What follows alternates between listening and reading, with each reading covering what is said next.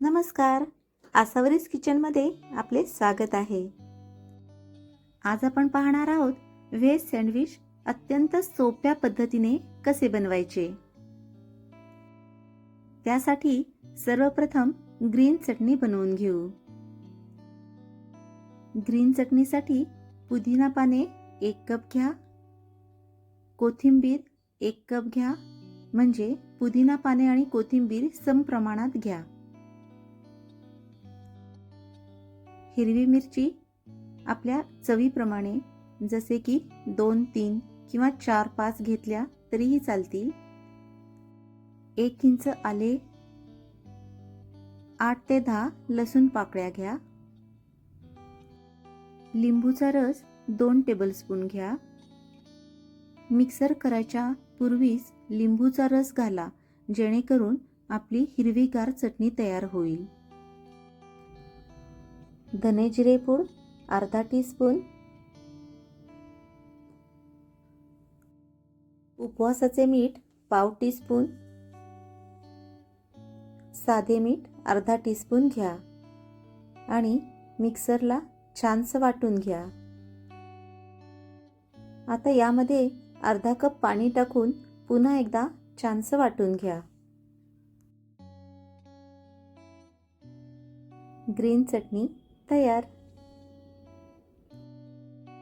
या ग्रीन चटणीचा वापर आपण वड्यासाठी, पाणीपुरीसाठीही करू शकतो. आता सँडविचसाठी आपण सॅलडचे स्लाइस करून घेऊ. सँडविच बनवण्यासाठी ब्रेडवरती बटर छानसं पसरून घ्या. त्यानंतर ग्रीन चटणी पसरून घ्या. काकडीचे स्लाइस, टोमॅटोचे स्लाइस, कांद्याचे स्लाइस, उकडलेल्या बटाट्याचे स्लाइस त्यावरती एक एक करून पसरून घ्या. या सँडविचसाठी हेच सगळे सॅलड्स असले पाहिजेत असं काही नाही. आपल्या चवीप्रमाणे, आपल्या आवडीप्रमाणे आपण कमी जास्त करू शकतो. यामध्ये आपण बीटाचे स्लाइस, गाजराचे स्लाइस, त्याचबरोबर कोबीचे स्लाइस घेतले तरीही चालतील. जे सॅलड्स आपल्याकडे अवेलेबल आहेत ते आपण वापरले तरीही उत्तम. त्यानंतर धने जिरे पूड पसरून घ्या.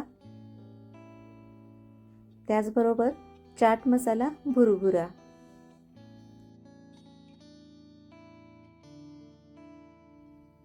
यावरती चीज किसायला विसरू नका, कारण चीज हे सर्वांनाच आवडते आणि सँडविचला खूप छान टेस्ट येते.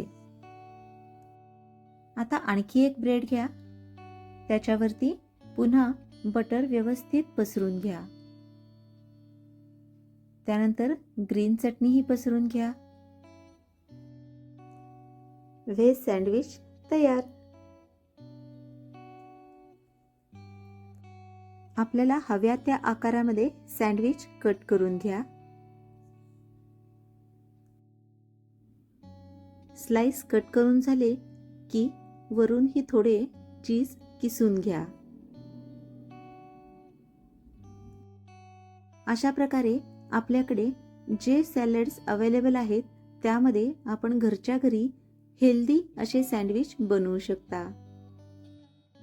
यामध्ये वापरलेली ग्रीन चटणी आपण आठवडाभर फ्रीजमध्ये स्टोअर करून ठेवू शकतो आणि हवे तेव्हा वापरू शकतो. अशा प्रकारे बनवलेले व्हेज सँडविच अतिशय चवदार लागतात. तुम्हीही बनवून बघा आणि कमेंट बॉक्समध्ये मला कळवायला विसरू नका. धन्यवाद.